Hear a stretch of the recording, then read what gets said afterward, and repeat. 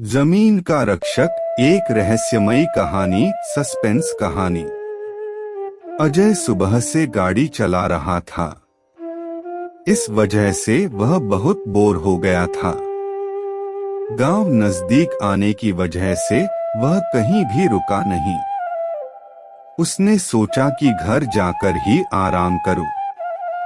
उसके गांव के ही बाजू में एक और गांव था। वह वहां से गुजर रहा था। उसने देखा कि वहां पर लोगों की भीड़ जमा थी। वहां पर किसी का तो जोर जोर से चिल्लाने का और ढोलक बजाने का आवाज आ रहा था। अजय शहरी इलाके में ही छोटे से बड़ा हुआ। आज वह पहली बार ही अपने गांव जा रहा था। उसकी गांव में जमीन थी। उसके पिता जब तक जिंदा थे तब तक उन्होंने अजय को वह जमीन बेचने नहीं दी, पर उनके बाद अजय ने वह जमीन होटल प्रोजेक्ट के लिए बेचने का निर्णय लिया।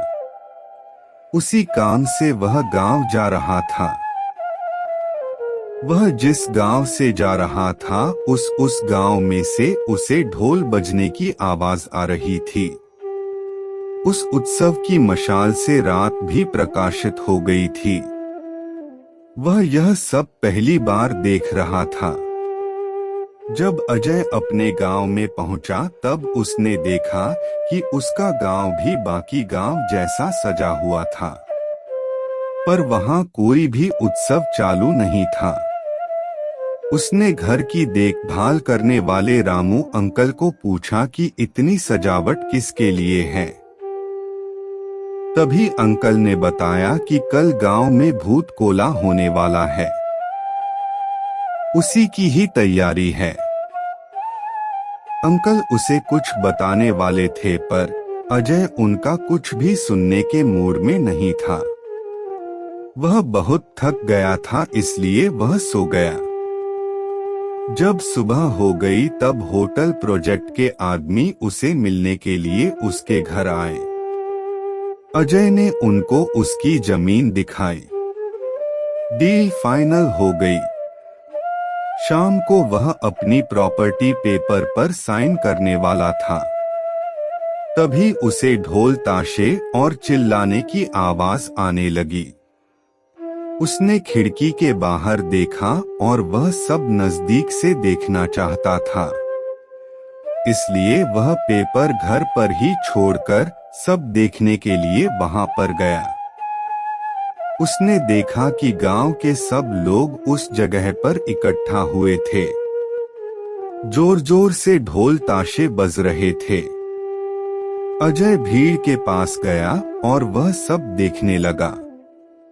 उसने देखा कि एक इंसान रंग बिरंगी कपड़ों में हाथ में मशाल लेकर और अलग तरीके से नाच रहा था।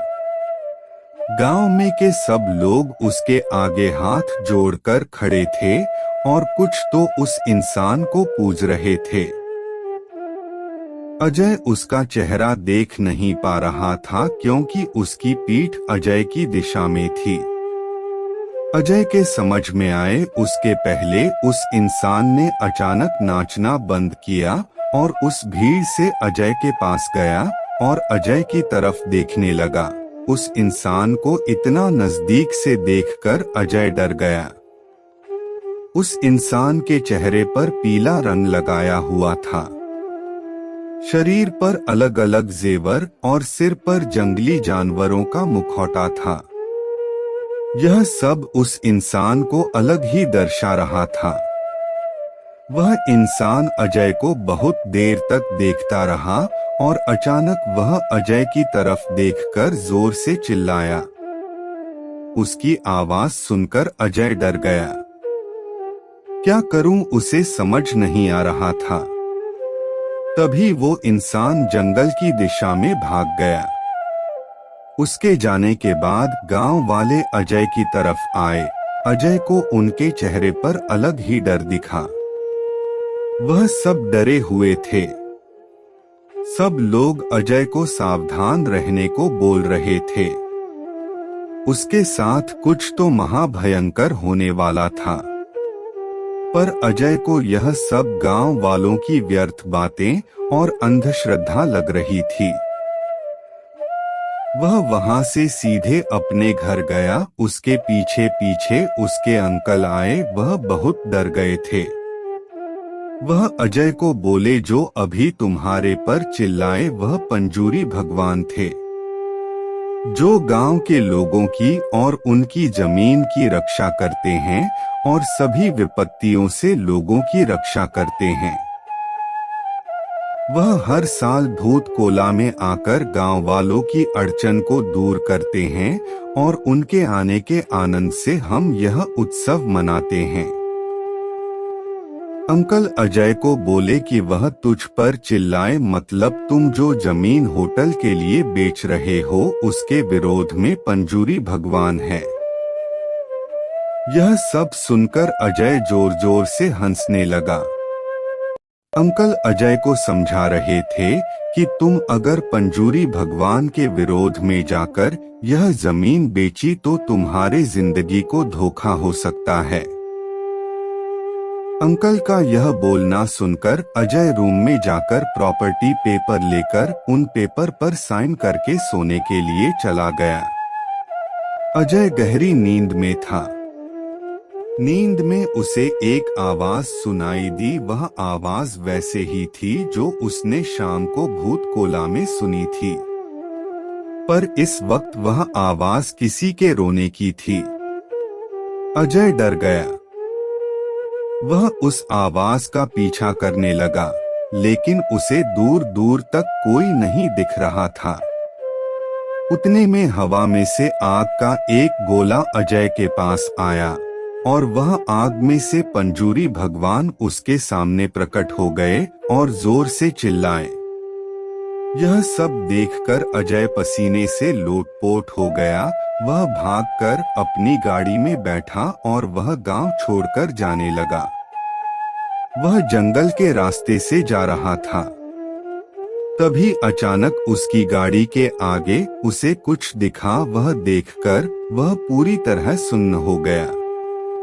उसकी गाड़ी के आगे सोने के दांत और सोने का हार पहने एक जंगली सुअर उसके गाड़ी के आगे खड़ा था।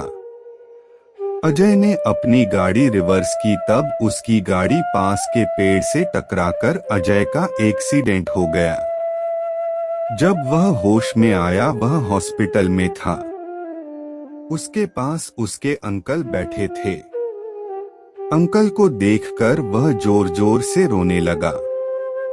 उसने अंकल को प्रॉपर्टी के पेपर लाने के लिए कहा। थोड़ी देर बाद अंकल वह पेपर लेकर आए। अजय ने वह पेपर हाथ में लिए और वह फाड़ दिए।